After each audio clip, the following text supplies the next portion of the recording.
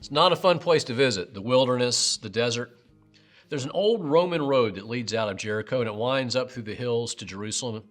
I remember going there and having a rather harrowing experience in a bus in that long, dry, barren, awe-inspiring desert and wilderness. There's a Greek Orthodox monastery on the side of the mountain.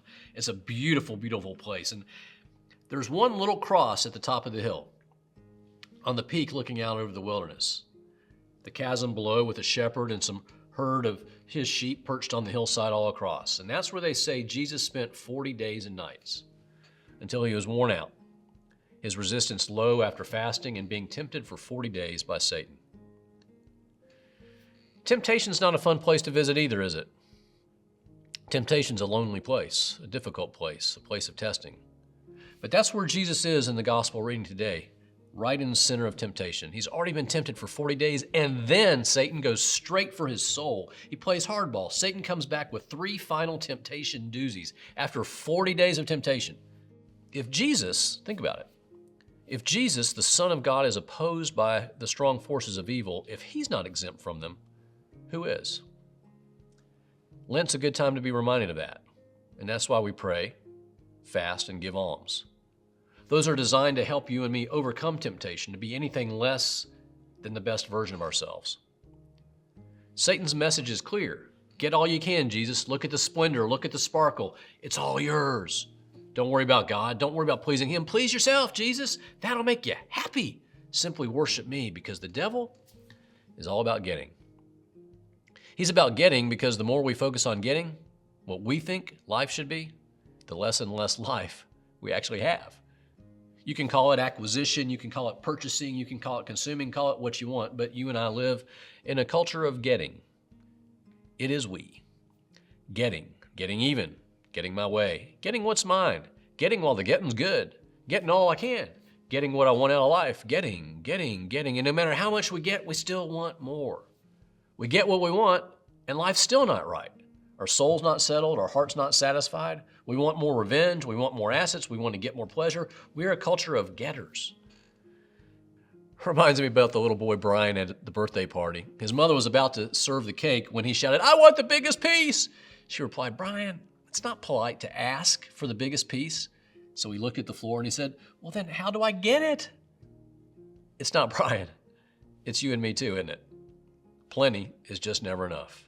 There's just something in our souls that always wants to get more.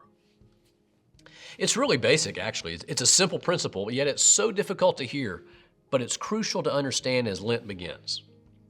The devil is about getting. Jesus is about giving. Don't try to get life, Jesus says. Give your life away. And when you do, then you'll find it. Because life is not about us, it's about God. As long as we focus on ourselves, our needs, our wants, our passion, our spirit, our desires, we will never actually find what life is about. That's the irony, isn't it? So when Satan offers the world, Jesus replies, "Worship the Lord your God and serve only him." Because Jesus understood you can only have one master. You can serve whatever you choose, your passion, your desires, all the world's stuff, or you can serve God. Just know, Jesus says, that to serve anything other than God is to choose Satan. To serve Jesus, God, is life itself. In other words, do you want life? Give it away. That's why Lent's just so powerful. It's about these simple habits. Pray, fast, give. Habits that help you give your life away to God. When you invest your heart, when you invest your money, when you invest your life in God, then you will find life. It's funny who understands that. Matt was a forklift driver. He lived near Detroit. He worked as a forklift driver for most of his adult life. Even when he was 78, he was still driving that lift. He lived in a 1-bedroom apartment, drove an old Ford Escort, didn't take vacations. What did he do? Matt gave his money away. Over the course of his lifetime, he had given more than $1 million to church ministries and educational scholarships.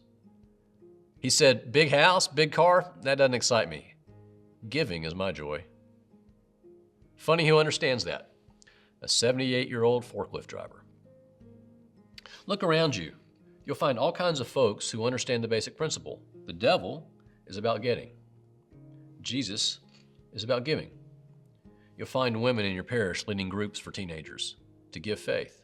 You'll find business leaders gathering to serve on mission teams to Haiti and Honduras to serve the poor, to give their lives away.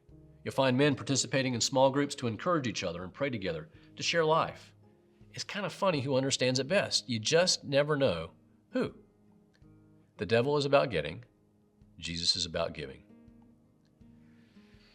A lot can happen in 40 days of Lent. How are you going to use yours? What are you going to do with your 40 days? Jesus is inviting you to give your life away. And when you do, you just might find that you have more life than you ever had before.